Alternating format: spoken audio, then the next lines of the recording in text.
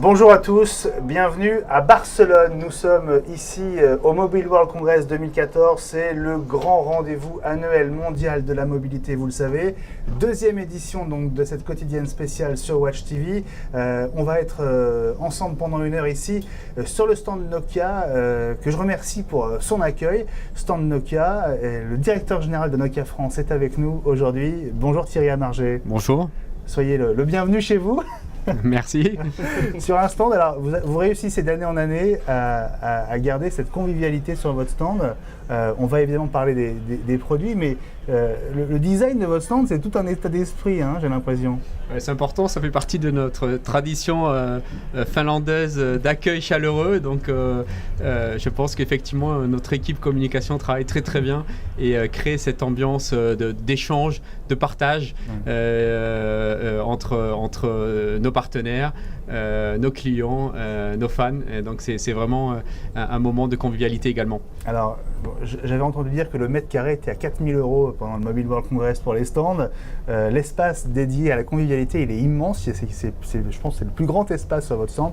Donc voilà, en tout cas c'est bien joué parce qu'on a plaisir à venir travailler et faire un break à la fois chez vous. On va évidemment parler des produits. Il y a eu de grosses nouveautés chez Nokia.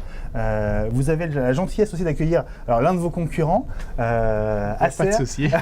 Daniel Trachino est avec nous. Merci beaucoup. Bonjour Daniel. Bonjour. Soyez le bienvenu, Acer France. Alors on va aussi voir avec vous vos nouveautés. Acer, marque, on va dire, qui évolue dans plein de domaines. Oui, dans plein de domaines. On est bien sûr présent dans les domaines de l'informatique, domaines sur lesquels on est extrêmement connu, puisqu'on va de la partie notebook jusqu'à la partie serveur, en adressant à la fois les marchés du grand public et aussi les marchés professionnels. On fait aussi bien sûr des produits de type vidéoprojecteur, de l'affichage moniteur, et bien entendu on est présent sur le marché des smartphones et des tablettes. Voilà, on vous connaît beaucoup pour l'informatique. C'est vrai que dans le monde de la mobilité, vous êtes un peu un outsider, mais on va voir justement avec quelles armes vous abordez cette année 2014. Et évidemment, Barcelone a été l'occasion pour vous de dévoiler de nouveaux modèles que vous nous avez apportés. On va en parler dans un instant. Et puis le troisième intervenant de cette émission, vous le connaissez, hein, c'est Samy Toupet. Salut Samy. Salut Benji. Watch TV, tu as fait une pause dans les tournages de la Minute pour venir nous retrouver, c'est gentil. Tout à fait, oui, je suis plutôt bien accompagné.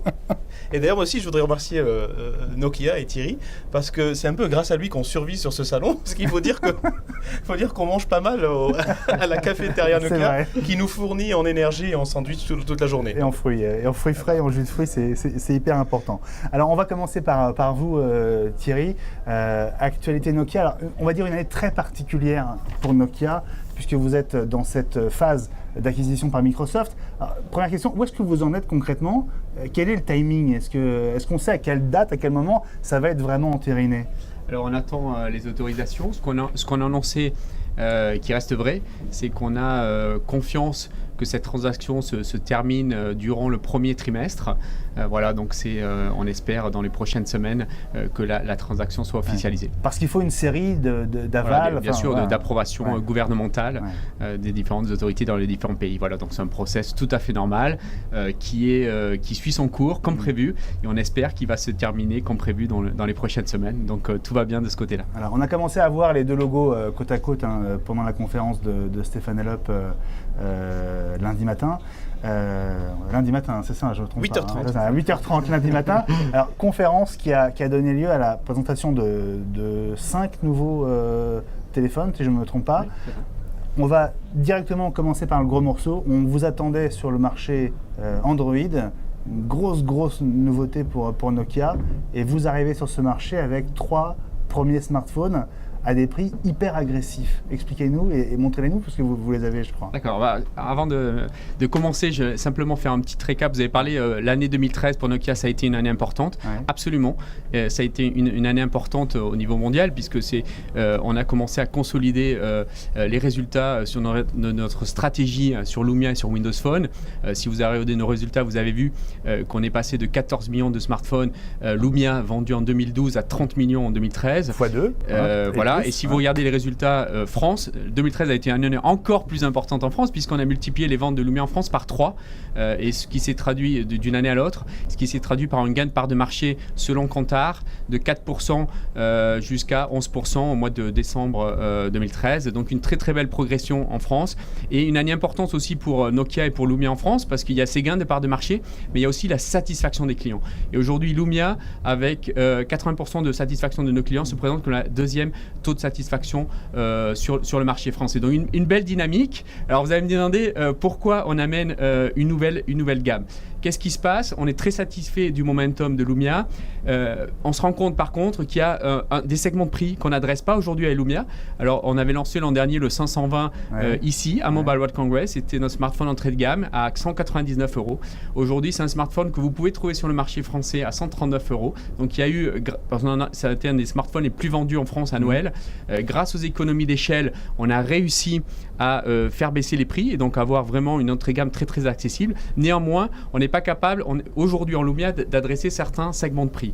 Et en se positionnant sur ces deux nouveaux terminaux, donc la famille Nokia X, qu'est-ce que c'est Nokia X? Qu'est-ce que c'est la proposition de Nokia X? Pour l'expliquer en trois mots, Nokia X c'est avant tout un smartphone Nokia, avec la promesse Nokia au niveau de la qualité, du design, des couleurs, des coques interchangeables. Il ressemble beaucoup au Lumia. Tout à fait. Donc au niveau aussi des services, puisqu'on aura nos services cartographiques qui sont bien reconnus, le GPS par exemple qui est inclus, le service de streaming de musique Mix Radio qui est aussi inclus. Donc ça c'est les services Nokia. On a déshabilité les services Google et remplacé par les services Nokia ou Microsoft. C'est le cas du cloud avec OneDrive, c'est également le cas du mail avec Outlook, et c'est aussi le cas de Skype qui est téléchargé. Et cette plateforme, puisque c'est une plateforme open source sur laquelle on a construit cette surcouche de software Nokia, elle permet la compatibilité avec des centaines de millions d'applications Android. Donc pour ça, et ça nous permet d'arriver à aujourd'hui des prix. Il sera lancé le X qui fait donc l'entrée de gamme écran 4 pouces. Sera lancé à 110. Vous pouvez l'allumer? Oui, alors il est là. Sera lancé à 119 € sur le marché français courant deuxième trimestre. Donc votre entrée de gamme Android 119 €. Voilà, le Nokia X à 119 € en France dans la distribution spécialisée retail, web et multispécialiste. Ça, vous allez en vendre des camions de celui-là. On espère. Vous disiez que, voilà, grosso modo, votre porte d'entrée en Lumia, donc en Windows Phone, c'est autour de 150 €. Bon, c'est aujourd'hui 139 €. Voilà, on trouve un Lumia 520 en France aujourd'hui de 139 €. Mais Stéphane Elop a beaucoup insisté sur cette on va dire, opportunité énorme pour les fabricants de vendre des mobiles qui sont plus dans la frange entre 100 et 150 €. Oui, c'est ça que vous allez chercher avec cette diversification. C'est absolument ça. C'est des segments de prix qu'on ne pouvait pas adresser aujourd'hui dans la gamme Lumia. Rappelez-vous que dans la gamme Lumia, c'est la gamme où on met toute notre innovation. C'est la gamme où on amène un capteur 40 mégapixels. C'est la gamme où on amène du chargement sans fil, de l'écran sensitif que vous pouvez utiliser avec les gants. Donc toute notre situation, elle est sur la gamme Lumia. Et ce qui est important aussi, c'est que dans la gamme Lumia, il n'y a pas de compromis. Quand vous achetez un Lumia 520 jusqu'à un Lumia 1520, notre dernière phablette, vous avez une consistance et une qualité au niveau de la fluidité de l'operating system et de l'expérience que vous avez. Et on veut bien sûr pas de compromis de ce côté-là. Alors bien sûr, les prix continuent à baisser. Le Lumia, vous l'avez dit, quand on a lancé le 520, pardon, il était à 199 €. Un an après, vous le trouvez à 139 grâce aux économies d'échelle parce qu'on en a vendu des millions. Mais cette nouvelle plateforme, elle nous permet d'adresser d'autres segments encore plus bas en prix. Et puis stratégiquement, c'est quand même assez curieux qu'au moment où vous vous rapprochez de Microsoft, vous sortez des téléphones sous Android. C'est quand même assez particulier puisque vos Lumia tournent sur Windows Phone. Ça a été perçu comment par Microsoft cette stratégie? Je pense que ce qui est intéressant, c'est de voir aussi le côté positif et l'opportunité pour Microsoft. Comme je vous ai dit, dans cette bataille des écosystèmes, qui est une bataille très importante, il y a l'élément très important, c'est le cloud et le cloud mobile. En déshabilitant les services Google et en remplaçant ces services Google par le cloud de Microsoft. Google était d'accord pour ça ? je une pense que plateforme open source. Hein. c'est de l'open source, hein, donc je ne voudrais pas parler au nom de Google, mais c'est de l'open source, et donc on a travaillé sur cette plateforme open source, et ça permet, en mettant le cloud Microsoft, de constituer un tremplin ou une passerelle, bien sûr, pour les clients qui vont s'équiper les premiers. Il y a une grosse opportunité en France, hein. On pense qu'il y a encore 10 millions de personnes qui ne sont pas équipées en smartphone, donc il y a une opportunité dans les 2 prochaines années d'équiper ces gens-là et de créer ensuite un tremplin, une passerelle vers une expérience meilleure avec Lumia en utilisant le même cloud mobile. Et je pense que là, vous voyez un petit peu aussi ce qu'il peut y avoir derrière pour Microsoft comme aspect extrêmement positif dans cette guerre des écosystèmes. Vous disiez 11% de part de marché. Avec cette arrivée sur Android, vous espérez passer à combien? On va aller chercher 15% de part de marché rapidement en 2014. Grâce à l'élargissement de la gamme Lumia. On a lancé des nouveaux produits. Vous avez vu, on a lancé le 1320, par exemple, notre phablette 6 pouces, bien positionnée il y a quelques semaines sur le marché français. Donc on continue d'élargir la gamme Lumia. Il n'y a pas eu d'annonce Lumia ici, c'est quand même assez étonnant. Il y a eu des annonces software. Voilà. Des annonces software avec l'arrivée de nouvelles applications.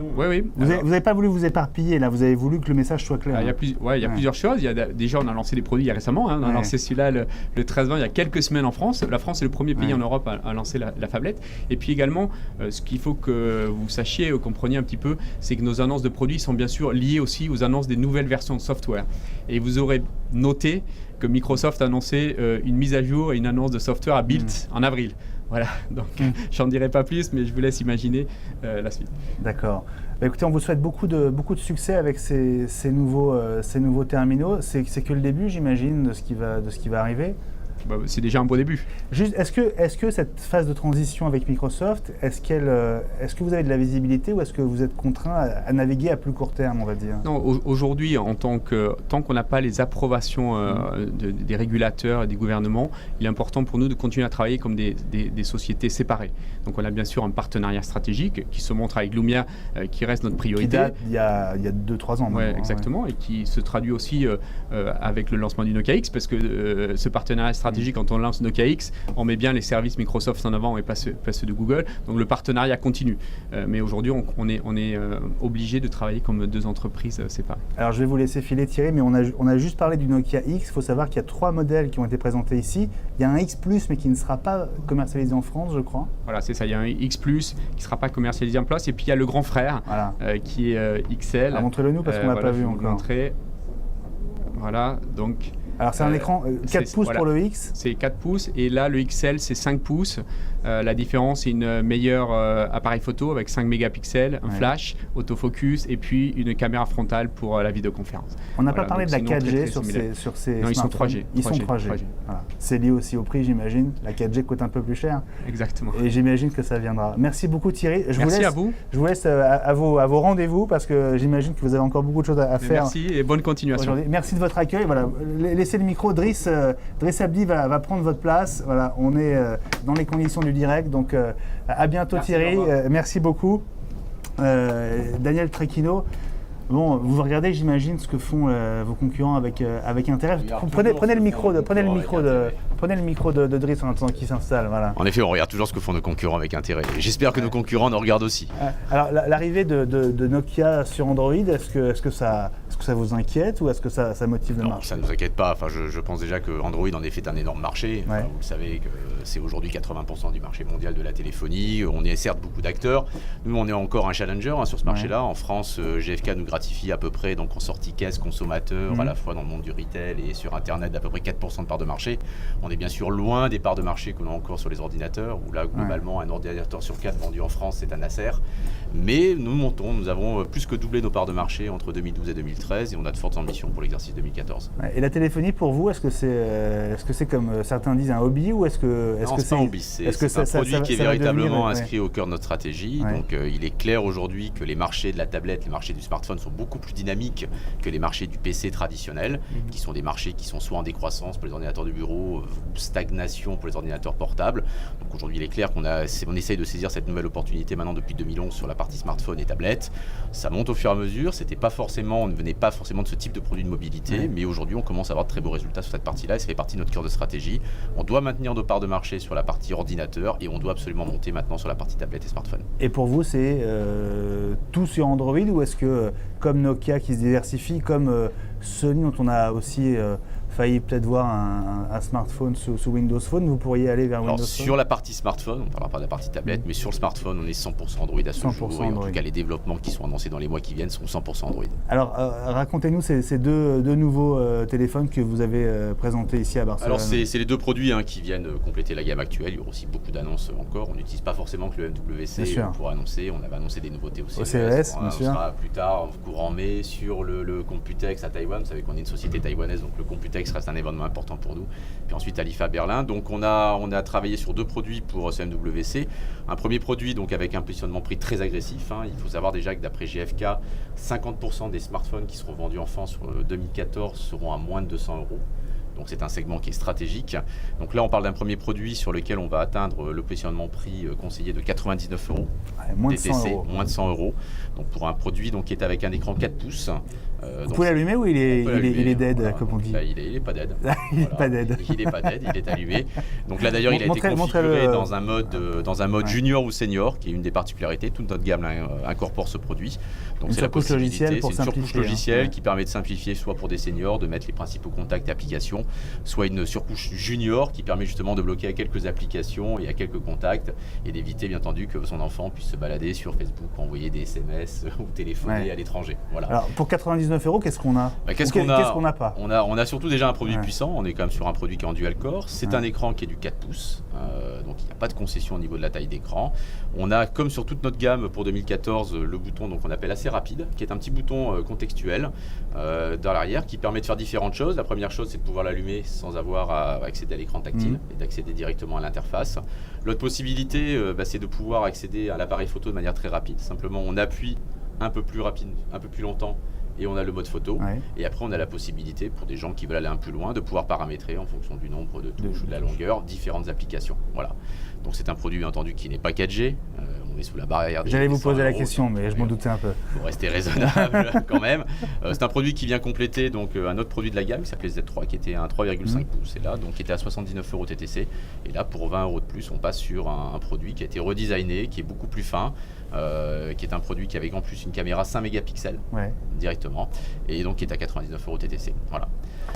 Un bon deal, comme on dit. Je rappelle juste qu'en fait, que ce soit pour Nokia ou que ce soit pour Acer, là on s'adresse à des marchés qui sont justement avec la finalité de conquérir, ce qu'a dit le message de Nokia hier, c'était de conquérir the next milliard, le prochain milliard de consommateurs. Donc on est vraiment dans des segments, que ce soit en France ou à échelle mondiale, dans la conquête de parts de marché, dans des segments sur lesquels on ne s'était pas trop attardé les années précédentes, et également au niveau des pays. Alors Daniel, vous avez un deuxième smartphone. Un deuxième produit. Un plus grand. C'est le plus grand. On est aussi un peu plus cher. Donc là, on reste sous la barrière stratégique des 200 €. On est à 199 € TTC. Donc là, on est plus sur du 4 pouces. On est sur du 4,7 pouces. On est sur de la Dalle HD. On est sur de l'IPS. On va passer d'un dual core à un quad core. L'appareil, c'est 13 mégapixels. Ah oui. Donc là, en termes de qualité photo, on n'est pas loin de ce qui se fait de mieux en ce moment. On n'est pas loin de ce qui se fait de mieux en ce moment. On est donc à 199 € TTC. C'est du quad core. Je l'avais déjà dit, donc c'est un produit qui est extrêmement rapide. Là aussi, on va retrouver ce bouton contextuel qui sera repris sur l'intégralité de notre gamme. On l'avait introduit lors du CES avec un produit qui s'appelait le Z5. Et là, on est sur la barrière d'en dessous des 200 € à 199 € TTC. Petite particularité de ce produit, vous savez qu'il y a actuellement une tendance selfie, se prendre en photo soi-même. Donc il y a un système avec une double caméra, ça fait rire Driss. Et donc c'est le premier téléphone avec un flash frontal. Donc qui permet de se prendre en photo soi-même et même la nuit. Voilà. C'est pas poster mal. Ensuite sur Instagram, Facebook ou tous les différents réseaux sociaux. C'est bien. Il y a ceux qui ont trouvé l'astuce de blanchir l'écran pour donner une apparence de flash. Vous avez carrément mis un flash. C'est un vrai flash, c'est double flash. Voilà. Et la question qui tue, 4G ou pas? Non, celui-ci n'est pas 4G. On arrivera avec des produits 4G très très rapidement. Il faudra compter la fin de ce deuxième trimestre. C'est quoi le surcoût, on va dire, à caractéristiques égales entre un smartphone 3G et un smartphone 4G? Aujourd'hui, le coût est important parce que le choix de plateforme 4G n'est pas si important sur le marché. Mais aujourd'hui, on travaille beaucoup avec une société taïwanaise qui s'appelle Mediatek. Et on aura bientôt des solutions qui seront très abordables en termes de prix, qui permettront vraiment de se rapprocher des prix de la 3G. Parce que, est-ce que vous insistiez sur le facteur prix, évidemment, qui est essentiel. Le facteur prix est extrêmement important dans les smartphones. On est tellement matraqué de 4G partout là, depuis la rentrée de septembre. Est-ce que la 4G est aussi un élément de choix pour les clients? Alors, c'est toujours aujourd'hui dans les ventes, ça ouais. reste en termes de sortie caisse, mesuré, ça reste bien entendu quelque chose qui n'est pas très important en termes de vente parce que le choix sur le marché n'est pas dans les segments où ça se vend, c'est pas encore très important. Par contre, c'est clair que c'est une demande de nos propres clients, les grandes enseignes, les e-tailers, le retail, nous demandent de la 4G, ils sentent eux-mêmes que ça devient une demande de leurs clients. Et je pense que ça sera quelque chose qui sera en tout cas à partir d'un certain niveau de prix dès la fin du deuxième trimestre, début du troisième trimestre, absolument indispensable, c'est clair. En septembre, il y aura... Même avant. Avant l'été même. Avant l'été, on arrivera en fin de printemps, début d'été, on arrivera avec des produits. Très bien. Bon, Driss, bienvenue. Merci. Alors, récupère le micro de Daniel, vous allez vous le passer à la bonne franquette. Partage. On a parlé de Nokia, on a parlé d'Acer. Qu'est-ce que ça t'inspire, ces deux actus, ces deux marques ? En fait, moi j'ai pas mal bossé sur ce qu'on appelle le low cost, l'entrée de gamme, et effectivement c'est là où se trouve le marché en France, notamment avec les opérateurs qui nous proposent des abonnements sans téléphone, donc il faut bien s'équiper. Tout le monde n'a pas les moyens de mettre 600, 700 euros dans un mobile dernier cri. Ouais. Et ce qu'il faut remarquer, c'est qu'il y a quand même une montée en qualité. Au niveau, on appelle ça low cost. Moi, j'ai fait l'interview d'un constructeur qui me disait... des modèles les moins chers. Les modèles les moins chers. Et il nous disait c'est low cost dans le prix, mais plus dans les fonctionnalités. Et pour avoir essayé certains de ces téléphones, c'est vrai que c'est assez étonnant. Hein. Ouais. On se retrouve avec le haut de gamme d'il y a 2 ans environ. Donc, et ça répond à une demande forte, à tel point que c'est une croissance à 2 chiffres en France. Ouais. Donc c'est là que se trouve le marché. Et donc forcément, les constructeurs s'y engouffrent. Ouais. Hein. Mais tout a vraiment changé depuis 2 ans parce que il y a 2 ans, on achetait un portable haut de gamme pour 50 € avec son forfait, Daniel. Alors, il faut vous récupérer Je récupère le micro. On l'achetait pour 50 €, mais on était lui aussi pendant 12, 24 mois, voire parfois plus, à payer une somme mensuelle qui était assez importante. Ouais. Aujourd'hui, le fonctionnement est très clairement différent et c'est clair aujourd'hui que la part d'abonnement est ce qu'on appelle nous l'open channel. Hein, on voit aujourd'hui donc le poids des produits achetés chez les telcos et le poids du retail. En 5 ans, ce poids a totalement changé. Maintenant, le retail pèse combien ? Aujourd'hui, le retail, c'est les magasins. Alors, on peut estimer que les magasins aujourd'hui sont à peu près, en tout cas le retail, l'internet ou même des petites boutiques. En tout cas, la vente des terminaux nus aujourd'hui en France, on peut estimer que c'est à peu près 40%, 45% du marché total et surtout, c'est en forte progression. Ouais. Samy, toi qui connais bien aussi les nouveaux venus sur ce marché, ça va être quoi la place des Wiko, Kazam, etc. quand Acer fait des téléphones de qualité à ce prix-là, Nokia arrive avec ses smartphones Android. Alors c'est vrai qu'on a un alignement au niveau des specs sur ces téléphones-là. On a testé dans Andromag justement le Z5 il n'y a pas longtemps. Et là c'est vrai qu'on a des nouveaux terminaux, mais je pense que la différence va se faire au niveau du software. Et dans ce domaine-là, c'est vrai que les nouveaux arrivants ne proposent pas grand-chose. Donc en fait, voilà, ils proposent de l'Android généralement nu. De base. De base. Et c'est vrai que la différence va se faire au niveau du software. Nokia tout à l'heure a avancé ses jetons. Mais là, dans le cadre de Acer, moi je suis assez surpris à chaque fois. Parce que c'est vrai que sur le domaine de la mobilité, ce n'est pas forcément un opérateur qui est sur le devant de la scène. Mais à chaque fois, ils arrivent à innover. Moi je me souviens donc du S2. Là, on parle beaucoup sur le salon. Voilà, c'est ça. Ah ben voilà. On parle beaucoup sur ce salon de filmer en 4K. Mais en fait, ça fait longtemps qu'on filme à 4K avec un S2. Le S2, depuis l'IFA, on filme en 4K. Et oui, mais ça fait au moins 6 mois. Ça fait au moins 6 mois que c'est possible. 2013. Ça fait au moins 6 mois que c'est possible chez Acer. Et puis là, avec c'est vraiment un des premiers, là, pour le coup. Oui. C'était, je pense que ça a été le premier. On était le premier. C'était assez incroyable. Quelques heures, mais on a été le premier en termes d'annonce, en tout cas. Voilà. Puis le E3, donc le E3, lui, on a parlé du flash avant, qui n'existe nulle part ailleurs. C'est une fonctionnalité assez nouvelle et qui est en phase avec le marché actuel. Et puis le selfie, ça a commencé à Taïwan. Comment vous avez su aussitôt que ça allait... asiatique, le selfie. C'est vrai. Je pense qu'il y a un endroit dans le monde où ça a dû commencer, c'est vraiment dans les pays asiatiques. Donc vous étiez bien placé dans les pays d'Asie du Sud-Est. Vous étiez bien placé pour le voir venir. Et l'autre nerf de la guerre, c'est la photographie, la photographie nomade avec les téléphones. Et puis moi j'étais étonné parce que justement on m'a présenté ces téléphones hier. Et donc il y a une nouvelle fonctionnalité qui est très très efficace, plutôt efficace en basse lumière, qui s'appelle Bright Magic. Oui, c'est ça, Bright Magic. Bright Magic, qui améliore la qualité de la photo, qui enlève le grain. qui se rapproche de ce que font par exemple Nokia. Voilà. Donc là, notre équipe en recherche et développement travaille beaucoup sur la partie logicielle. On a aussi Acerfloat, donc qui a la possibilité d'avoir du multifenêtrage, par exemple d'ouvrir sa calculatrice et de la voir, de pouvoir la déplacer. Les applis flottantes, oui. Les applis flottantes, d'avoir par exemple quand on reçoit un appel, de ne pas avoir forcément tout l'écran qui est bloqué. On a un rendez-vous, on est au téléphone, on veut checker son agenda, on a la possibilité de le réduire à une petite fenêtre qu'on peut déplacer et aller dans une autre application. Donc on travaille beaucoup sur cette partie logicielle. Donc je vous ai présenté tout à l'heure la partie junior senior, cette partie Acerfloat. Et il y a aussi beaucoup d'autres choses qui vont arriver sur la fin d'année, en particulier avec l'interconnexion avec le PC. Ça c'est très important pour nous parce qu'on est un acteur aussi du PC et on veut connecter tous les devices, tous les périphériques entre eux. Autre chose aussi, c'est notre Acer Cloud, puisqu'il faut savoir qu'on a notre propre solution de cloud, que c'est intégré dans tous nos PC, toutes nos tablettes et dans tous les smartphones que nous vendons. Il suffit d'avoir un seul device Acer présent sur peu importe l'OS pour pouvoir l'activer. Et c'est une solution de cloud qui est totalement gratuite pour le consommateur. Il permet de communiquer tous les devices en même temps. Voilà. Et on va beaucoup travailler sur cette partie-là parce que c'est quelque chose qui est stratégique. On est le premier data center d'Asie. Il faut savoir, on a un vrai savoir-faire en termes de data center. Et même si on ne retire pas les services Google, on met aussi bien entendu en avant dans tous nos devices les services Acer Cloud. Et puis là, on parle de smartphone, mais vous êtes aussi présent sur les tablettes, évidemment. Oui. Pas d'annonce particulière au Mobile World? Si, on a montré un nouveau produit, donc en une tablette 8 pouces, extrêmement fine, puisqu'elle fait 8,6 mm, un produit donc, qui est la tablette A1-830. Donc c'est un produit en 8 pouces qui est en Full HD avec donc de l'Intel à l'intérieur. C'est notre premier produit. Non, en Intel, pas en Nvidia. Et c'est Intel Tegra 4, Samy. Donc un produit que je vous invite à découvrir qui est fin, qui est extrêmement bien fini et donc un produit qui est proposé à 169 € TTC, prix de vente conseillé en 16 Go. D'accord. Avec bien entendu possibilité d'étendre la mémoire via le port SD. Très bien. Écoutez, merci beaucoup Daniel. Merci beaucoup. Je vous libère parce que vous avez aussi, j'imagine, plein de choses à faire ici à Barcelone.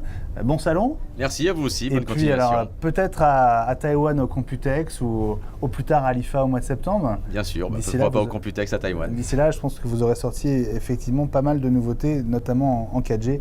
Merci pour votre visite dans cette quotidienne spéciale du Mobile World Congress sur Watch TV. À bientôt. Merci, à bientôt. Je vous laisse filer, on est en direct. Donc, allez-y et salut à toute l'équipe d'Acer de la part de Watch. À bientôt Daniel. À bientôt. Au revoir. Alors Driss, Samy, oui. Rapprochez-vous comme ça on sera plus intime. On sera plus intime. On va parler dans un instant de l'actu de deux autres très grandes marques.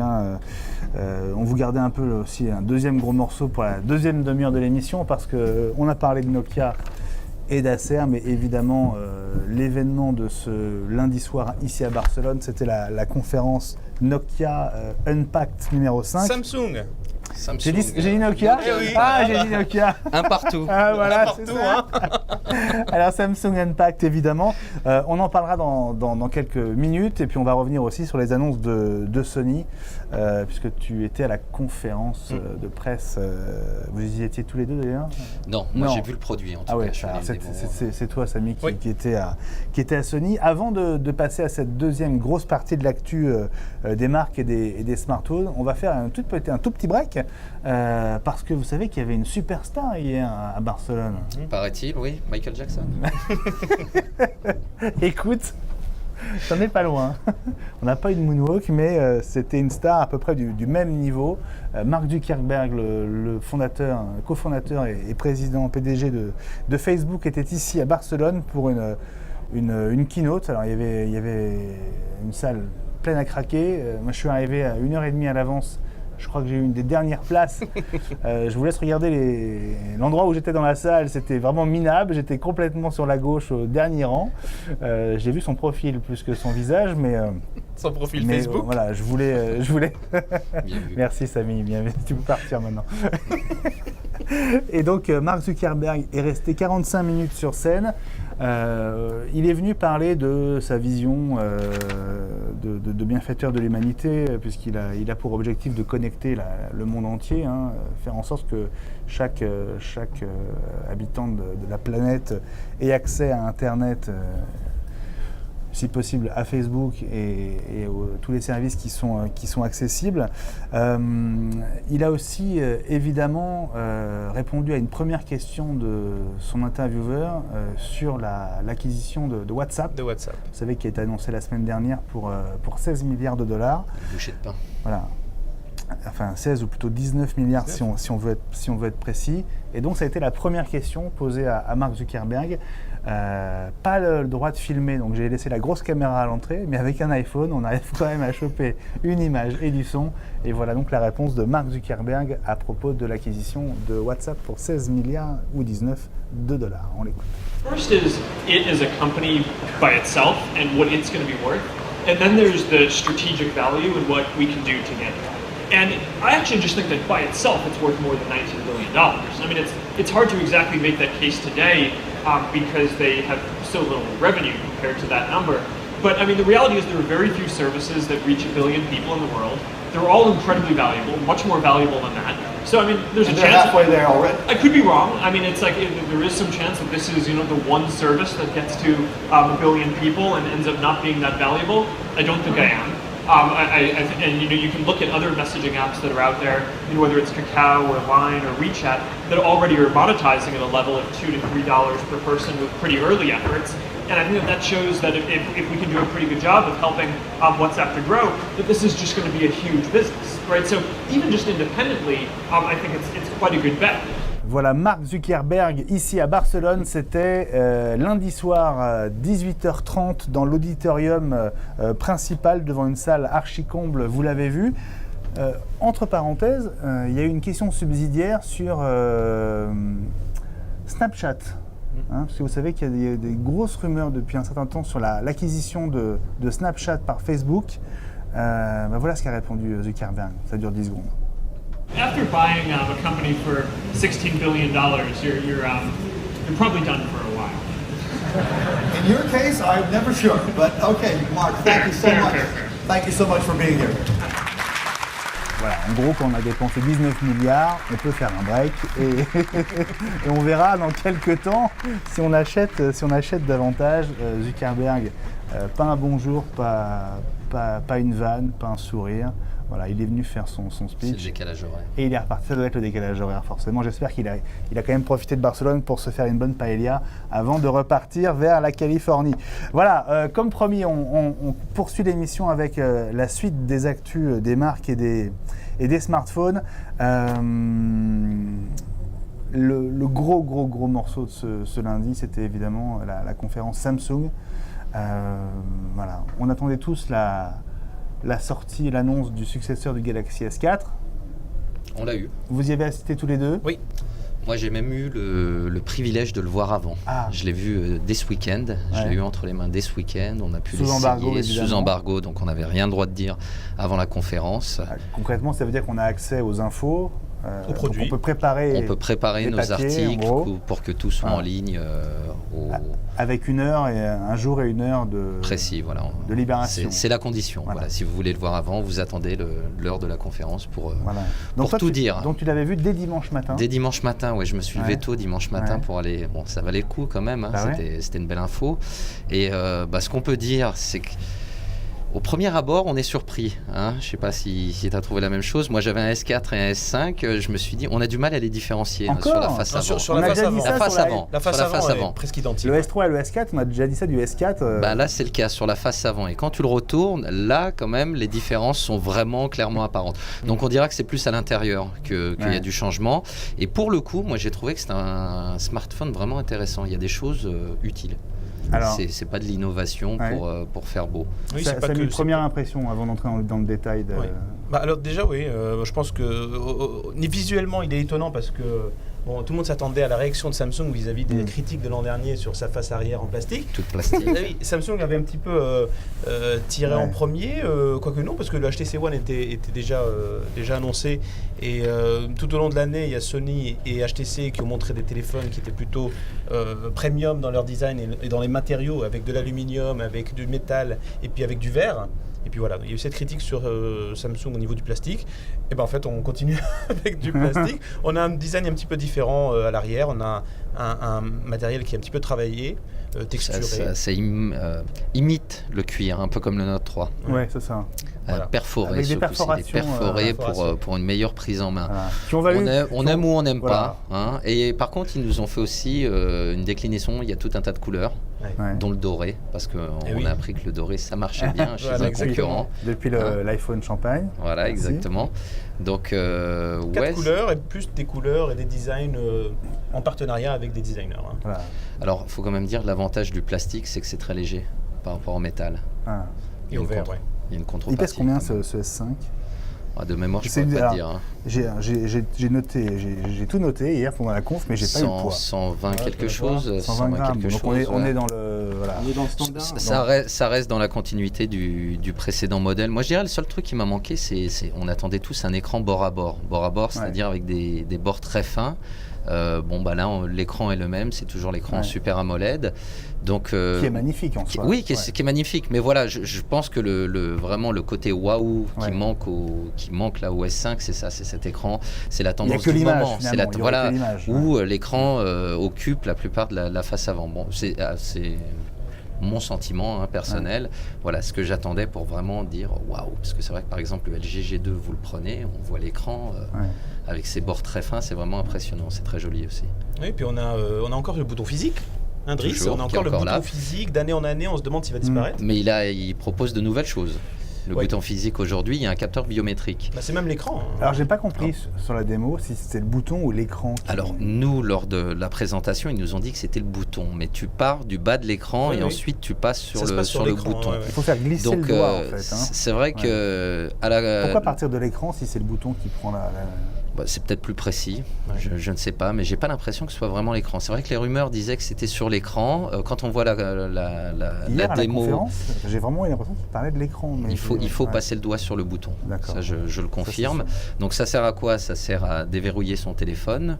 Ça sert également, il y a un deal qui a été noué avec PayPal pour sécuriser les paiements. On va voir si on aura cette option en France. Ça sert également à protéger des documents sur ton smartphone. Il y a un répertoire qui s'appelle Private. Et tout ce qu'il y a dans ce répertoire-là est protégé par empreinte digitale. Je crois que j'ai un oublié. Si, les services Samsung aussi. Ça te permet d'accéder à tes services Samsung sans saisir de mot de passe. Donc voilà ce qu'on est en train de dire, c'est qu'il y a beaucoup de nouveautés, mais dans le domaine logiciel. Ah oui, énormément. Là, c'est que la partie empreinte digitale, effectivement. Sur les specs déjà de base du téléphone, c'est un super smartphone. Ça reste haut de gamme, ça reste très haut de gamme. Juste avant qu'on enchaîne sur l'écran, l'écran est un peu plus grand. Il fait 0,1 pouce de plus. Bon, c'est pas grand-chose. C'est un 5,1 pouces contre 5 pouces précédemment. Donc il est un petit peu plus grand aussi que le S4. Après, quand tu les mets côte à côte, j'ai le souvenir qu'il m'avait l'air... Bon, c'est un poil, c'est pas grand-chose, mais voilà, au niveau des dimensions, voilà ce qu'on pouvait dire. Samsung ne veut pas non plus aller chatouiller le Galaxy Note, évidemment. On ajoute 5% par an. Mais je pense que ce que veut dire Driss, c'est que par rapport à son concurrent, on en parlera plus tard, mais le Xperia Z2, qui lui est à 5,2. Ça se joue donc au dixième de inch, de pouce près. Grosse. Voilà. Mais après, donc oui, en termes de caractéristiques techniques, c'est très très haut de gamme. Tu as la plateforme, dernière plateforme Snapdragon, 2 Go de RAM. Ce qui est marrant d'ailleurs, on n'a que 2 Go, alors que sur le Note, c'est 3 Go de RAM, donc un petit peu moins de RAM. Bon, ça ne va pas faire non plus une grosse différence. Sur IP67. IP67, ça c'est une grosse nouveauté aussi. C'est la première fois qu'un Galaxy S est étanche. Voilà. Étanche aux éclaboussures. Alors, IP67, si tu regardes ce que veut dire cette nomenclature, le premier chiffre c'est la résistance au choc, le deuxième chiffre ça va être la résistance à l'eau. Et 67, donc le 7 veut dire que théoriquement tu peux l'immerger dans 1 mètre d'eau pendant 30 minutes. Une demi-heure. Sauf que pendant la conférence, on nous a dit qu'il ne faut pas l'immerger. Donc voilà, on avait un peu l'impression qu'ils avaient un peu peur que les gens l'amènent à la piscine, etc. Ou à la mer, ce qui est d'ailleurs, quel que soit le téléphone, n'est pas recommandé avec le sel. Voilà. Donc, mais ça veut dire qu'on peut renverser une tasse sans problème. On peut l'utiliser dans sa baignoire. On peut l'utiliser dans sa baignoire sans trembler. On peut regarder un film dans sa baignoire. Il peut tomber dans l'eau. L'humidité ne craint rien. Et là où c'est étonnant, c'est que ça a été réalisé tout en gardant la face arrière qui est amovible et la batterie, tu peux enlever la batterie. Ce qui veut dire que contrairement à ses concurrents comme le Z2, il n'y a pas des joints partout. Voilà, il n'est pas complètement fermé. Tu peux sceller, c'est le terme. Ouais. Tu peux enlever la batterie, tu peux accéder à la carte mémoire sous le cache de la batterie. Ça veut dire quoi? C'est tout l'intérieur est traité Ça doit être un revêtement qu'on avait vu au CES il y a 2-3 ans, justement.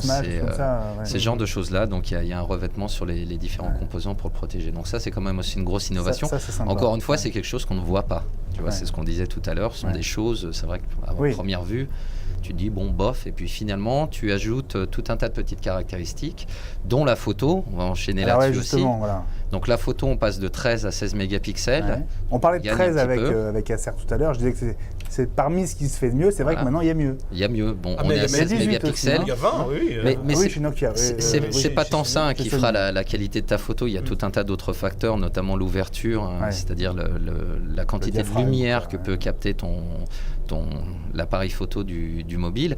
Là où ils nous ont fait une démo qui est impressionnante, qu'on n'a pas vue lors de la conférence de presse, c'était de montrer la rapidité de l'autofocus, qui est extrêmement rapide par rapport au S4. Ce qui veut dire que la démo, c'est qu'on avait un panneau devant les deux téléphones qui tombait, et tu voyais que les téléphones faisaient la mise au point. Et donc c'est vraiment impressionnant, c'est jusqu'à 0,3 secondes, 0,3 secondes de mémoire. Voilà. Avec un nouveau système d'autofocus à détection de phase, qui s'ajoute apparemment à l'autofocus classique et qui permet de gagner pas mal de temps. Et puis il y a un mode HDR. Un mode HDR en temps réel. Amélioré en fait. L'HDR a été amélioré. En temps réel, c'est ça, voilà. En temps réel. Donc là, c'est vrai sur que la vidéo aussi, ça fonctionne maintenant. Et ça, voilà, c'est ce qu'il fallait dire aussi. L'autofocus et le HDR fonctionnent à la fois en photo et en vidéo. Ça, c'est génial. Ça. Donc c'est encore quelque chose. Mais c'est vrai que j'insistais sur l'autofocus parce que c'est vraiment flagrant. C'est impressionnant. Et quand on prend une photo, quand tu as ton capteur, enfin l'objectif qui est en train d'essayer de faire la mise au point et que tu rates une photo à cause de ça, bon, c'est quand même assez rageant. Donc là, en l'occurrence, il nous disait, il comparait ça à un réflexe numérique. Pas mal. Ils veulent finir de tuer les réflexes, les compacts déjà. Les compacts. Alors, et sur le mode photo, moi je voudrais revenir sur une fonctionnalité très sympa qui s'appelle le Selective Focus, qu'ils ont rajouté et qui alors là s'attaque directement au réflexe, parce qu'en fait ça permet sur une photo de créer de la profondeur de champ. Et donc un visage absolument net, en tout cas un sujet absolument net, et à l'arrière de ce sujet-là, une profondeur de champ impressionnante, un flou gaussien. Tout ça, c'est du software, mais c'est assez bluffant. En fait, c'est quoi? C'est un détourage du sujet principal et tout le reste. C'est ça, c'est la tendance. D'autres constructeurs le proposent sur le salon. On l'a vu chez d'autres. C'est la grande tendance du moment pour donner un petit côté un peu plus professionnel aux photos. Très, très, très bien. Et on a la 4K aussi en vidéo. Excuse-moi de te couper, mais on n'en a pas parlé. Mais la 4K. Ils en ont même pas parlé d'ailleurs. On a la 4K en vidéo. Pendant la conférence. La vidéo et 4K. C'est presque une évidence. Anecdotique. Voilà, c'est presque une évidence. Ah oui, mais ils ne l'ont pas dit pendant la conférence de on l'a vu dans les specs, mais ils l'ont pas dit. En termes d'autonomie, alors batterie de 2800 mAh, par rapport à ce qui se fait de mieux, ça ne m'a pas semblé si énorme que ça. La batterie n'est pas énorme, mais ils ont insisté également sur les nouveaux outils d'optimisation de l'autonomie. Donc, c'est toujours à vérifier dans la pratique. Entre ce qu'on nous annonce et ce qu'on voit au quotidien, ça dépend aussi de l'usage qu'on fait du téléphone. Donc, théoriquement, effectivement, avec ces outils d'optimisation, on devrait ne pas perdre en autonomie.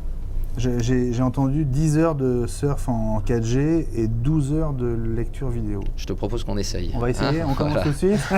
Faudra qu'on essaye, voilà. Sortons S5, Driss. Alors, ce que je voudrais rajouter par rapport à l'autonomie, c'est que l'autonomie, on s'en préoccupe réellement quand on n'a plus de batterie. Quand on est à 70%, tout va bien. Alors, et là-dessus, Samsung propose quelque chose de très ingénieux. Donc, c'est un nouveau mode de fonctionnement qui s'appelle le Ultra Power Saving Mode. Alors, et c'est assez impressionnant. J'ai testé ça hier. Ça consiste en fait à transformer son téléphone en noir et blanc. Donc tout l'affichage bascule en noir et blanc. Et un certain nombre de fonctionnalités sont du coup éteintes. Et du coup, avec ça, on est capable, s'il nous reste 10% de batterie, de tenir 24 heures en veille. Alors ça, c'est le mode parfait quand on est vraiment en galère, quand on a besoin de recevoir un coup de fil. Et c'est assez impressionnant parce qu'on a sa liste de contacts en noir et blanc, on fait du surf. On est encore capable de faire du surf quand même sur Internet. Pendant 10 heures. Voilà, mais en noir et blanc. Non, c'est une blague. C'est ça. Je te regardais en disant il bluffe. En noir et blanc, donc voilà, c'est plutôt malin. En fait, c'est ce qu'on fait manuellement avec un autre téléphone, mais il faut aller rentrer dans les menus, désactiver la localisation. Là, passer en noir et blanc, c'est encore, on va au-delà. On va au-delà. Parce que ce qu'on pouvait, c'est jouer sur la luminosité, mais là, on joue carrément sur la consommation d'écran, c'est ce qui est le plus consommateur. Et apparemment, ils ont aussi trouvé un moyen de diminuer la luminosité encore plus que Ouais, le c'est ça, ouais. seuil minimum qui existait auparavant. Il y a plein de nouvelles choses. Ouais. Je suis en train d'y penser maintenant sur l'écran. Il y a aussi quand tu es en extérieur où les différentes zones de l'écran peuvent avoir un éclairage qui varie en fonction de la lumière Exact. à l'extérieur. Donc c'est vrai, voilà, il y a tout un tas de choses. On va faire une émission de 2 heures sur le S5 Ouais. là, avec toutes les choses qu'il y a à dire. Une dernière chose, hein, au niveau de la Oh, il y en a connectivité. encore, hein. Ah oui, il y en a encore. Bon. Ouais, mais vas-y. Alors, au niveau de la connectivité, oui, Samsung veut vraiment, se dit que la rapidité de la connexion est l'une des préoccupations des clients. Et là-dessus, ils réussissent. Donc déjà, ils sont dans c'est un téléphone qui est 4G, bien sûr. Le Wi-Fi est de 5e génération. Donc c'est un Wi-Fi Wi-Fi AC. particulièrement On a un Wi-Fi AC. véloce. Et donc, on est dans les 300 mégabits par seconde. Ouais. Et donc, ils réussissent à Ce serait bien, combiner. Ils réussissent à combiner donc du Wi-Fi et de la 4G pour des vitesses de téléchargement supérieures. 400 mégabits. Voilà. Donc, on réussit en fait à, si Ça on dépend a du réseau aussi. un gros parce que- téléchargement à faire, on réussit à rajouter combiner les vitesses de téléchargement de la 4G et d'un Wi-Fi. Mais c'est vrai que là, le terminal, techniquement parlant, si tu veux, quand on parle de 4G, il est aussi LTE Advanced, Ouais. donc prochaine génération de 4G, c'est-à-dire l'agrégation de 2 canaux 4G pour multiplier encore les débits en 4G. Donc là, il est vraiment il y a tout. Hein. Ouais, il est prêt pour. Wi-Fi AC, donc il faut avoir une borne AC également à la maison. C'est ce qui On se a fait une de mieux portée en plus Wi-Fi grande, c'est ce qui se fait de mieux. aujourd'hui, MIMO Ouais. également, pour une portée plus large. Il est USB 3, si on transfère des fichiers via USB. Je crois qu'on a tout dit là. Sur la connectivité, pendant la conf, ils ont précisé qu'on téléchargeait 1 gigaoctet. C'est ça. En 10 minutes, je crois, quelque chose comme ça, ou en 4 minutes. J'ai vu je en sais 30 plus. secondes, moi. Non Oui, c'est ça, Ouais, en alors, 30 ouais, secondes. c'est ça. 1 giga, alors c'était 1 giga en 30 secondes. En 1 giga combinant en le 30 Wi-Fi et la secondes, 4G. c'est ça. C'est ça, c'est absolument ça, ouais. Bon. L'exemple, c'était qu'on peut télécharger son film en HD, en Full En HD, lançant le popcorn au micro. Ouais, c'est ça. avant que le popcorn ne soit prêt. Ouais. C'est ça. Donc voilà pour Ça fait rêver. le Galaxy S5. Est-ce Non, qu'on a- attention, on a oublié quelque chose d'important Oui, oui. avec le S5 au dos. Ah oui, c'est vrai. Dans c'est le vrai. flash. C'est vrai qu'il y a un Donc, détail, dans important. aussi. le détail qui physiquement avec la face arrière permet de le différencier, c'est que dans le flash aujourd'hui, vous avez un capteur sur lequel vous posez le doigt et vous pouvez avoir votre pouls. Le téléphone prend votre pouls. L'intérêt, c'est il y a tout un tas d'applications pour le sport, donc vous êtes en mesure de prendre votre pouls maintenant avec votre téléphone. Ouais, tout ça s'inscrit en fait dans l'une des. Il y a eu 5 axes pendant la présentation du S5, et celui-là, c'est nos clients veulent rester fit, ils veulent rester dans une bonne, en bon état de santé, en forme, voilà. Et pour ça, effectivement, il y a une nouvelle version de l'application S-Health, donc qui passe en version 3.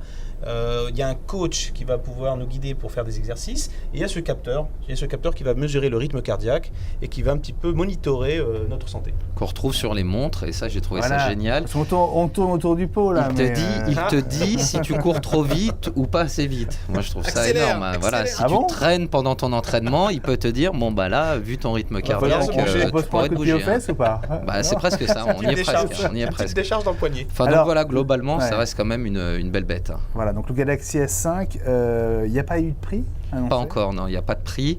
On sait juste qu'il sortira le 11 avril. 11 avril, alors en même temps que les nouvelles montres. Toute la gamme, oui, tout. Puisqu'on attendait quand même le successeur, la montre qui allait succéder à la Gear. Alors la Gear qui a eu un succès assez mitigé. Mitigé, elle était grosse, fonctionnalité limitée. Donc là, on a la Gear 2. Beaucoup de retours apparemment. Il y a des gens qui étaient déçus. 30% de retour chez Best Buy aux US, c'est le chiffre que j'avais vu, ce qui est assez énorme. Ouais. Et donc, alors, il y a eu la Gear, mais là, il y a 3 montres là maintenant pour le... 3, enfin on va dire 2,5. 2,5, donc on a la... Alors elle s'appelle plus Galaxy Gear, moi j'ai eu du mal. À chaque fois je disais Galaxy Gear 2. C'est la Gear 2. D'accord. Samsung Gear 2, donc elle est plus petite. Elle est quand même plus fine, plus sympa, plus légère. Et il y a une... moins épaisse. Parce que plus fine égale moins épaisse. C'était bien vu. Et plus légère. On n'a pas dit ça. Moins lourde, on peut dire. Elle a été redessinée, donc elle est quand même, elle est plus jolie aussi. Enfin moi je l'ai trouvée plus sexy. Elle est sympa. Hein, et donc il y a son pendant qui s'appelle la Gear 2 Neo. En France, ça s'appellera la Gear Lite. Elle se différencie en ce sens qu'elle n'a pas de capteur photo. pour ceux qui n'ont pas l'utilité d'avoir un capteur D'accord. photo sur leur montre. Donc la nouvelle version, la grosse nouveauté au-delà du design, c'est que c'est plus Android, le système d'exploitation, mais Tizen, qui est un système d'exploitation qu'avait développé Samsung pour ses smartphones d'entrée de gamme, qu'on attend depuis de longue date et qui est maintenant utilisé sur la Galaxy, sur la Gear, tu vois, je me trompe encore, sur la non, Gear c'est 2. pas grave. Sur Vous la Gear comprendrez, 2. on va continuer à dire... on risque de continuer à dire Galaxy Gear encore un petit peu. Alors, bon, tu dis il y a deux montres et demie, donc la Gear 2 et sa déclinaison Et Gear Lite. un peu moins chère. Donc Voilà, j'imagine. donc bracelet interchangeable, un capteur qui te prend ton pouls pendant l'effort, Ouais. Bracelet hypoallergénique. Hein. bracelet hypoallergénique que tu peux changer, donc Ils ont qui sont précisé, interchangeables. c'est Et l'autre chose qui est intéressante sur laquelle ils ont insisté, c'est qu'elle fonctionne de manière autonome. Donc tu n'es plus obligé d'avoir ton téléphone pour utiliser la montre. Alors si tu veux les notifications et toutes ces choses-là, il faut avoir le téléphone à portée de main. Mais si tu pars faire du sport, tu pourras écouter de la musique parce qu'il y a 4 Go de mémoire. Et donc tu peux courir avec un casque Bluetooth et diffuser la musique de ta montre. Comme un iPod Nano en fait. Exactement, en Bluetooth. Et donc là, grosse nouveauté, celle que personne n'attendait, c'est la Gear Fit, qui elle, alors ça c'est, et puis ça c'est quand vous la voyez, c'est waouh. Là on l'a eu l'effet waouh. C'est la première montre connectée. Vu dimanche matin on l'a vu dimanche matin. Ouais. On avait tout vu, on a pu la porter, etc. Et ça, on en veut, on la veut. Hein. Si t'es geek un peu dans l'âme, l'écran est impressionnant. Ouais. C'est le premier écran Super AMOLED incurvé. Donc il épouse parfaitement la forme du poignet, tactile. Le rendu est sublime. C'est superlatif après superlatif, mais pour le coup, ça va faire mal. Hein. Quand vous la voyez fonctionner, elle est absolument superbe. Donc là, dédiée pour le sport, les activités sportives, fitness, quand même. Totalement. Tu joues avec toi ? Ah oui. Donc là encore, les bracelets interchangeables. Donc c'est une montre, vous avez tout un tas de fonctionnalités sur le sport. Encore une fois, le capteur pour la prise de pouls qui se trouve en dessous de la montre. Question basique, qu'est-ce qui différencie en termes de fonctionnel la Gear 2 de la Gear Fit ? Est-ce que c'est juste la forme ? Déjà, pour commencer, la forme, l'écran qui est rectangulaire plutôt que d'être carré. On n'a pas. Mais elles font les mêmes choses ou pas ? Elles ne font pas les mêmes choses. C'est comme disait Samy, c'est plus orienté fitness. Hein. C'est vraiment une montre connectée dédiée au sport. C'est un gros marché. Ça aussi, on parlait tout à l'heure des smartphones d'entrée de gamme. L'autre gros marché, ce sont les objets connectés et les objets connectés pour le sport. Donc voilà, c'est vraiment focus sur le sport et elle fonctionne également avec l'application S-Health 3. Donc elle communique évidemment elle communique avec une vingtaine d'appareils, hein, c'est ça ? Une vingtaine d'appareils Samsung. Uniquement. Voilà. Et c'est pareil pour la Gear 2. Gear 2, je crois, 17. Voilà, c'est 17, mais un peu moins compatible. Mais ça reste Samsung. Voilà, ça a beau utiliser le Bluetooth 4, il faut quand même avoir un terminal Samsung pour... Tu parlais de notification, ça veut dire que qu'est-ce qu'on peut déporter sur sa montre à partir de son téléphone ? On peut lire un SMS sur une Gear Fit ? Non, pas sur la Gear Fit. Ah. Non. Pour le coup, c'est vraiment, comme je te disais, tu as envie d'utiliser ta montre pour le sport. Quoique, il faudrait que je vérifie, ceci dit. Là, tu me fais douter. Tu me fais douter. Pour les notifications sur la Fit, on a effectivement accès aux notifications, que ce soit les emails, les SMS. On peut lire des messages. Mais tu ne peux pas téléphoner, je crois. C'est ça la différence. Voilà, tu ne peux pas téléphoner. Alors, ils n'ont pas du tout insisté là-dessus aussi pendant la conf sur la Gear 2. On sait que sur la Gear, il fallait être comme ça et pareil dans une sorte de micro qui était sur le bracelet. Comme ça, on te disait, tu te mets comme ça pour téléphoner, ce qui est pas mal. Hein, on peut téléphoner avec la Gear 2 ? Avec la Gear 2, non, tu ne peux pas téléphoner. Avec aucune idée. Ceci dit, on ne nous l'avait pas précisé, mais de mémoire, non, tu ne peux pas téléphoner. C'est vraiment. Il y a une grosse différence avec la première. Il y a une grosse différence avec la première. C'est vraiment, si tu veux une montre que tu veux utiliser à la fois pour le sport et pour les notifications, tu vas vers la Gear Fit. Et si tu veux une montre connectée, comme on dit, la montre connectée à ton smartphone, tu vas vers la Gear 2, vers la Gear 2. Galaxy. Quelque chose qui est assez bluffant avec la Fit, c'est qu'elle pèse 27 grammes. Elle est vraiment, on la porte, on n'a pas l'impression de la porter, et elle est IP67 également, donc on pourrait se faire une petite longueur de piscine avec, sans problème. D'accord. Voilà. Elle peut rester immergée dans l'eau. Elle peut rester immergée pendant une demi-heure. Donc à moins d'avoir un gros souffle, ça devrait aller. En termes d'autonomie, c'était aussi une des critiques sur la première Gear. Elle tenait à peine une journée, je crois. Là, on est à 3 jours, c'est ça? Ils ont multiplié par 3, ouais. 3 jours dans le meilleur des scénarios. C'est ça. Donc si on tient une bonne en journée, nous Oui, disant... et puis pour la FIT d'ailleurs, on l'a pas dit, mais elle surveille notre sommeil également. Hein, donc elle est là également pour monitorer notre sommeil. Il y a des statistiques là-dessus, etc. Donc effectivement, je pense que la FIT, donc on n'a pas eu de chiffre d'autonomie là-dessus, mais elle doit durer plus longtemps.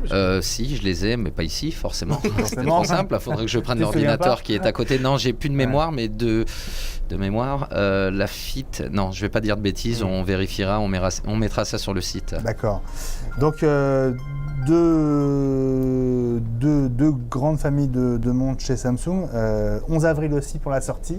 11 avril pour les 3. Pour tout, en fait. Pour tous les produits Samsung, pas de prix non plus le pour 11 avril. l'instant. On n'a aucun prix, non. Voilà, bon. Entre les deux, vous pourrez envoyer laquelle? Mon cœur balance, mais comme je t'ai dit, l'écran de la FIT, il fait vraiment très mal. Très mal. Elle donne l'heure au moins, la FIT? Un petit peu, quand même. Faudrait. Voilà. Pas du tout de perspective d'ouverture à d'autres... Je pense que Samsung fait un petit peu de l'Apple sur ce coup-là. Ouais, moi, je pensais vraiment qu'ils allaient réagir sur cet aspect-là, parce que c'était l'une des grandes critiques, c'était le fait que la Galaxy Gear première du nom était très limitée en termes de public, parce que ça ne s'adressait qu'aux personnes qui avaient le Galaxy S4, le Note 3, et je pensais que justement ils avaient compris cette critique-là, mais apparemment c'est pas une impossibilité technique, c'est juste une stratégie. Ouais. Voilà, donc c'est un choix qui c'est un écosystème en fait. Hein, contrairement à d'autres comme Sony qui s'ouvrent à Android, Sony qui à une époque faisait la même chose, si tu te souviens, les mémoristiques, etc. Et à chaque fois, le mini-disque qui poussait un format propriétaire pour essayer de créer pareil cet écosystème. Ça a changé, on l'a vu avec leur complètement changé maintenant. Avec leur Smart Lens, les objectifs. Voilà, avec leur montre connectée également qui fonctionne avec n'importe quel terminal. Exactement. Bon voilà pour Samsung, c'était évidemment la grosse annonce de ce lundi ici à Barcelone dans le cadre du Mobile World Congress. Le stand de Samsung a un petit peu évolué depuis parce que le premier jour, tous ces produits étaient cachés. Avec les anciens produits, il y a eu une annonce quand même lundi. C'était l'Advanced, le 4G, Advanced 4G, je ne sais plus. Mais c'est vrai que le stand, parce que d'habitude la conférence Samsung a lieu le dimanche, avant l'ouverture du salon. Donc là il y a eu une sorte de jour de stand-by, un peu bizarre, mais bon. Ils n'ont pas dormi entre lundi et mardi. Il y en a qui ont bossé pour mettre le stand à jour. Allez, il nous reste quelques minutes pour parler de la dernière grosse actu de ce lundi ici à Barcelone. C'était évidemment la conf Sony. Là on attendait le successeur du Z1 et le Z2 est arrivé. On l'a vu. On n'a pas été déçus, aussi bien au niveau des smartphones qu'au niveau des tablettes. Le Z1 était déjà un magnifique smartphone. Le Z1, je pense que Sony a fait une très belle année 2013. Ils ont acquis avec le Z1 et avec le Z1 tablette qui était déjà très impressionnant l'année dernière en finesse. Vraiment une légitimité dans le haut de gamme et visiblement donc Sony veut continuer dans la même logique. Alors Z2, qu'est-ce qu'on peut dire qu'est-ce qu'il y a de nouveau, différent sur le Z2? On a plus d'applications par exemple sur la photo, donc Sony continue à focuser son discours sur la qualité photographique qu'on aura à l'aide du Ils se battent Z2. tous là-dessus, Nokia, Sony, Samsung, c'est vraiment un... Il y en a quelques-uns qui se passent c'est toujours l'argument numéro 1 pour les clients, la photo avec un téléphone. Il y a plusieurs critères de choix. Tu as en général ce qui ressort souvent, c'est la photo, l'autonomie, et le réseau. Le prix forcément, mais oui, la photo ça reste encore stratégique aujourd'hui. Alors qu'est-ce qu'on a sur ce Z2? Alors sur ce Z2, c'est vrai je pense qu'on est dans la continuité de celui d'année dernière. Ce qui est marrant, c'est qu'au niveau discours, on nous le présente comme un package Z2 et Smartband. Donc en fait, on a des choses qui sont dans l'évolution, mais on a de la vidéo 4K par exemple, qui arrive en 30 images par seconde. On peut shooter en 120 images par seconde pour faire des jolis ralentis. Ça c'est assez impressionnant, c'est assez joli. Donc vraiment on est très focusé sur le... on est très concentré sur cette aspect-là. Tu as acquis le vocabulaire des directeurs marketing. Il est resté sur le salon depuis 2 jours là. Ça fait que 2 jours. C'est fini. Le Z2 alors lui il est IP combien? Parce que le Z1 était déjà étanche ou oui, c'était pareil. C'est dans l'eau carrément. Carrément dans l'eau à condition de fermer les caches. Ah c'est ça. Pensez bien à fermer le cache. Là j'ai le Z1 compact. Donc toutes les connectiques sont protégées par un cache qu'il faut bien fermer, sinon... Glou glou. Voilà. Alors les nouveautés, donc on a un écran, je l'ai dit, qui passe de 5 pouces à 5,2 pouces, mais dans le même gabarit. Alors ça c'est plutôt pas mal, hein. Donc ils ont réussi à caser. Ils ont réduit parce les qu'il bords. était déjà grand, le Z1. Il y avait de la place. Voilà, il y avait un petit peu de place. Autre nouveauté, c'est la réduction de bruit. On a beaucoup communiqué là-dessus chez Sony. Donc en fait, le Z2 va permettre, en utilisant les écouteurs qui sont fournis avec, d'avoir accès à la technologie de réduction de bruit active. Alors, je ne sais pas ce que ça va donner sur l'autonomie, hein, mais on a une réduction qui peut aller jusqu'à 98% du bruit ambiant. Donc on n'entend plus rien de ce qui se passe à l'extérieur. Plus rien de ce qui se passe aux alentours quand on est dans l'avion. Tu parles de réduction de bruit pour quand on écoute du contenu sur de la musique, Z2. Voilà, quelque chose qui est sur son Z2. D'accord. Voilà. Et ça marche avec les écouteurs fournis avec. Ah, impressionnant. Voilà. Alors on a déjà le prix pour le Z2, hein, il est à 699 et ils tireront en premier. Ça, bon, on est dans la continuité. Oui, non. Bah oui, c'est le prix des haut de gamme. C'est le prix, et puis c'est le prix que tu payais un smartphone quand tu l'achetais avec abonnement, sauf que tu avais l'impression que tu ne payais pas ce frais-là, mais en fait, tu le payais même plus cher. Faut le savoir quand même, si vous faites un budget sur 2 ans en ajoutant l'abonnement, le prix du téléphone, etc., on s'y retrouve. Faut juste avoir la trésorerie pour sortir 700 €. Et psychologiquement aussi, dépenser 700 € dans un téléphone, on a encore du mal. Bien sûr. Oui, mais tu vois, alors le 700 €, c'est ce qu'on pouvait dépenser dans un appareil photo aussi. Et là, le discours, c'est de dire, vous aurez un appareil photo 20 mégapixels avec le Z2, et puis vous pourrez appeler avec. Hein, vous pourrez faire plein de choses avec. Donc ça comprend ce prix-là aussi. Il y a quand même beaucoup de... Tu as parlé de l'écran tout à l'heure, je voudrais revenir dessus aussi. L'écran a quand même été amélioré, hein. C'est plus la même technologie et le rendu est vraiment impressionnant. Ils ont un très bel écran, hein. C'est vrai qu'il y a une belle amélioration. Bataille des capteurs, bataille des écrans et bataille de l'étanchéité. Voilà pour les nouvelles du jour ici à Barcelone dans le cadre de ce Mobile World Congress 2014. On se retrouve demain mercredi, toujours ici sur le stand Nokia, qu'on remercie à nouveau pour son accueil. Merci Samy. Merci Benji. Merci Driss. Merci. Bon reportage ici dans les halls du salon et nous on se dit à demain donc 13h sur Watch TV. Salut à tous.